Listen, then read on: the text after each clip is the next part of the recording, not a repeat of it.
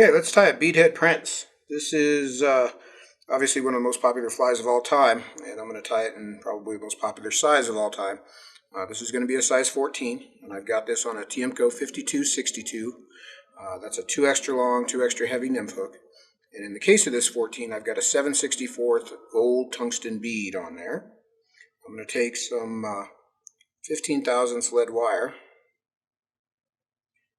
and I'm going to make about a dozen turns. So I'm going to hold on to the end of the wire here, and I'm going to butt these wraps right up next to each other. I think that's 12. I'm going to break the ends off. I'll just use my fingernail to break off that back end, and the front end I'll just pull on.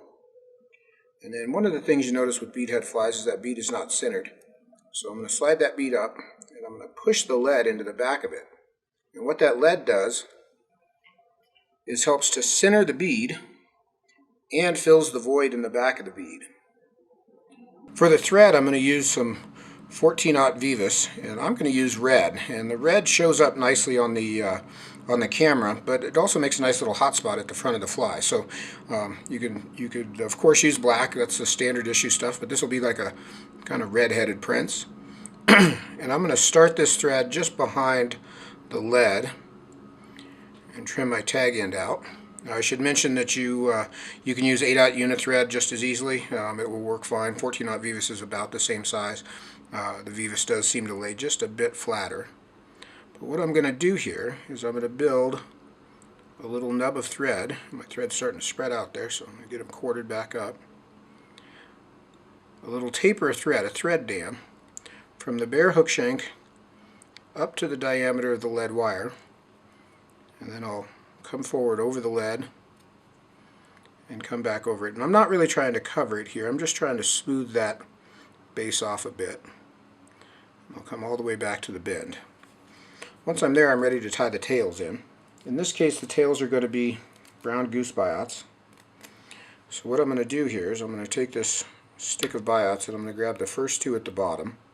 And I'm kind of working from the tip of the feather, so these biots are a little bit narrower.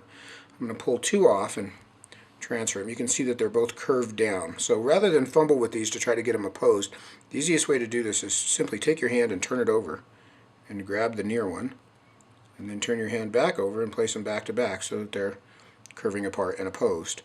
Now I can sort of slide my fingers. Those are pretty even right off the bat there, so that I even their tips up. I'm going to measure these about a half a shank long. Okay, maybe just a touch more. I'll butt my fingers together, and when I go to tie these in, this is the easiest way I figured out to tie biot tails. What I'm going to do is I'm going to slide these on either side of the hook bend, and to anticipate the thread torque that is going to turn them, if I try to tie them in right square on top of the hook here, the thread torque is going to twist them away from me. So to anticipate that thread torque, what I'm going to do is I'm going to tilt these just slightly about a quarter turn toward me. And you can see that's square, and that's just slightly toward me. So I'm going to tilt those just a bit toward me. My thread's hanging right at the bend, and I'm going to take a turn of thread all the way around. And you can see I'm holding the thread loop closed on the near side of the hook. It's bobbing this over here on my near side. And typically I'll let this all slide and happen inside my fingers, but I want you to see what happens here. So I'm going to hold this thread taut here, and I have not pulled tight yet. I'm just holding the thread taut. And I'm going to turn my vise a bit so you can get the top view. And just watch as I tighten the thread, how those tails will roll to the top. As I tighten, all I did was tighten the bobbin and cinch those down right on top. Once I'm happy with them, and I'm pretty happy there, I'm going to wrap only forward over them. If you wrap back, you'll disrupt those tails. So only go forward, and usually just up to the back of the lead, and then trim those out. You can smooth the remaining butt ends down. I'll bring the thread right back up to the bead. Now for the ribbing on this, I'm going to use gold oval tinsel. So I'm going to cut a little piece of this off, and this is small size for a 14. I'm going to tie it in along my near side of the hook and just spiral wrap back over it back to the base of the tail. And then bring my thread back up to the bead, and I'll just clip that in my material spring so it's back out of the way. Now I'm going to grab 6 or 8 Peacock herls, And these are from a strung bunch. The strung stuff is perfectly fine for a Prince Nymph.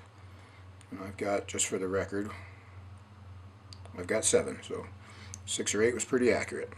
I'm going to trim the ends of those so that they're all square and even. And just to give you a little bonus tip here, I'm going to cut one of those just a little shorter. Sometimes you'll end up with that, where you've got one fiber just a bit shorter than the others. And I'll show you a way to save that. So now I'm going to take my thread here, just about an eye length behind the bead, and I'm going to capture these peacock herls, and I'm going to pull them down the length. Now as I do that, you can see my, trying to show you a little too much there. You can see my loose strand there. Try to get them on your side. Reposition this to show this trick.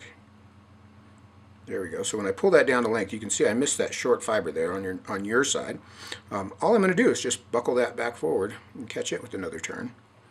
And now I've got the whole bundle caught. So rather than having to untie and pinch wrap and do a bunch of maneuvers to get that, although I just did a bunch of maneuvers to show that, you can see how that might work a little more smoothly in real life. So I'm going to wrap back over that peacock herl all the way to the bend, and then bring my thread all the way back forward.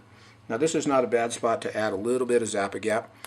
This will toughen up the peacock and sort of seal the body underneath, but a little bit is the key word. I'm just going to hit that thread base with a light coat, and now I'm going to build a tapered body. So we've got a bit of a taper already from the thread and lead, but to further that, I'm going to make this first turn of peacock at a long angle coming forward. And the next turn at that same long angle. You can see that's spreading that peacock out. Now as I start to move forward, I'm going to come more upright.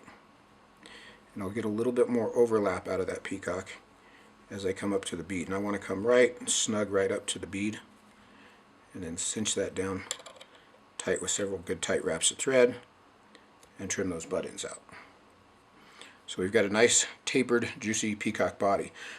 You can also use a little wire dubbing brush to sort of pick at that body, and it's not going to shag it out, but it is going to pull out any trapped fibers that you've got in there. So now I'm going to take my tinsel rib, and I'm going to just evenly space spiral turns, about 4 or 5 turns up to the bead, and tie this off just behind the bead, again very tightly,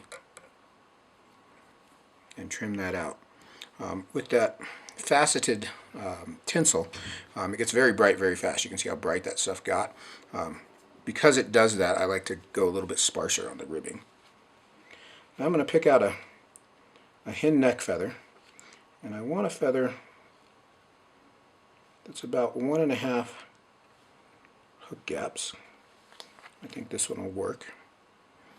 So this is a hen cape feather. This is what you want for a size 14 Prince Nymph. If you're tying a size 8, you can use a hen saddle. But really anything 12 or smaller, you're going to need a hen neck, hen cape feather. And what I want to do on this feather is come up into the webby part of the feather, up here where the stem isn't too thick, and cut that butt end away, like so. And because again I'm going to fold this feather, I'm going to trim just a few bristles off either side, so I've just got these little bristly stubs left. So now I'm going to take this feather, I'm going to spin my thread up so it'll bite in. I'm going to tie this feather in along the near side of the hook very tightly with a tight band of thread. Now the side of the feather here that you're looking at on this side is the inside of the feather, and I've got the outside facing me. Inside of the feather is always going to face the hook. I'm going to grab it in my hackle pliers and stand it up, and I'm going to hold the hackle pliers in my thread hand.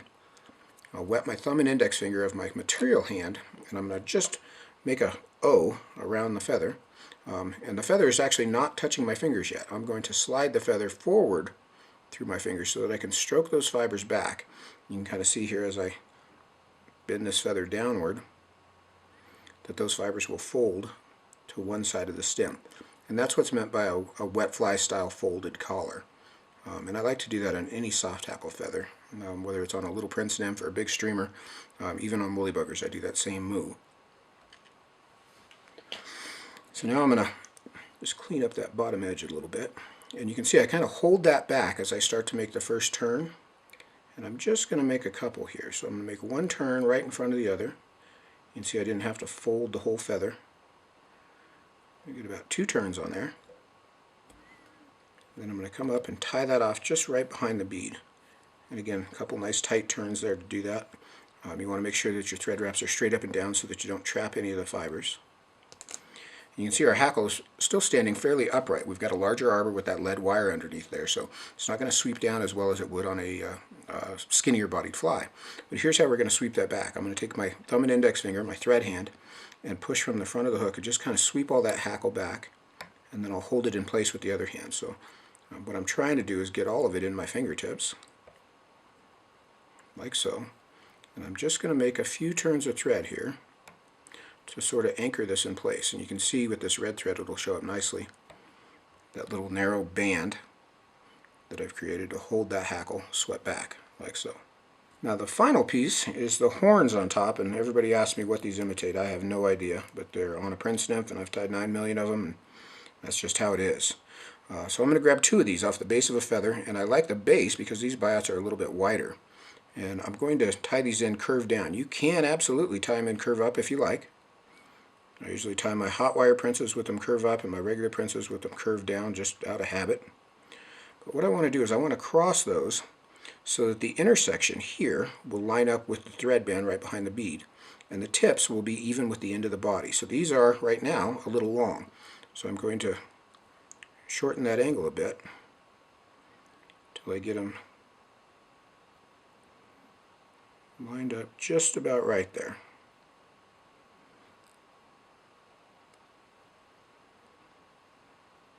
Like so. So once I've got that intersection lined up, I'm going to lay these on top. I'm holding these in my thread hand. I've got my measurement, right? My thread, let's say that this red thread band is 1 eye length long. I've got my thread hanging at the back end of it. And that's going to be important here in a minute. So now I'm going to take these 2 biots and set them here on top, and I'm going to put my thumb down on top of them to hold them in place. And then again, I'm going to spin my thread up, and this is just to make it narrower so it doesn't spread out so much. And I'm going to catch these 2 biots just right in front of the hackle collar with 2 or 3 turns of thread, but short of the back of the bead. Now the reason I do that, and the reason I tied that in at the back, is with a narrow bladed pair of scissors. I'm going to use my fine tip scissors here. I can now come in and trim these biots out without leaving a big long white stub. So I'm going to lift those up and trim those as close as I can. And you can see I've got just a little bit of white stub left there, which is surmountable. I can cover that with a couple turns of thread. If you cut those with fat bladed scissors and tie them off at the front, you're going to have stubs that stick out over your bead. So that's how you get around that. So now I'm going to take my thread and just make, you see that was 1 turn of thread, just about covered those. Just a few more turns to cover those white stubs. And we'll come in and whip finish right over the top.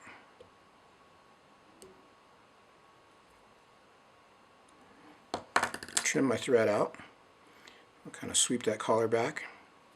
And then one last little thing I always do on these flies is I'm going to put a coat of either head cement, or what I've been using lately is this ultra thin Solares, which is a UV set head cement consistency resin.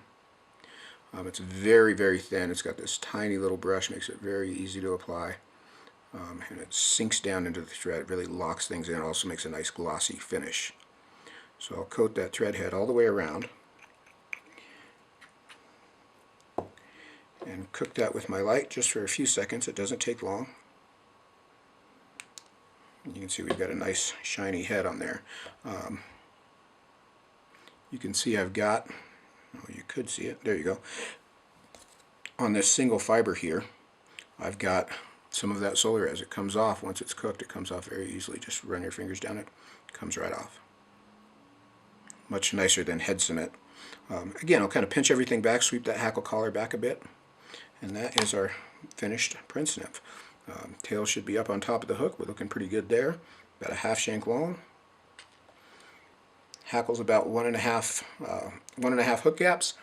Should definitely not extend past the bend of the hook. You can be a bit longer, but I actually like them a little on the short side there. Those white biots should come just to the end of the body and about 45 degrees to each other across the top of the fly. And that is our finished Prince Nymph. Pretty cool little fly, been around a long time. Boy, does it catch fish. This was sort of the original dropper fly. With the tungsten bead and the lead wire on there, it's a nice heavy fly, really holds up well. Sinks, gets down there, and is very attractive. So twist a few up, see what you think. I hope you enjoy those. If you have questions, you know where to find us. charliesflybox.com.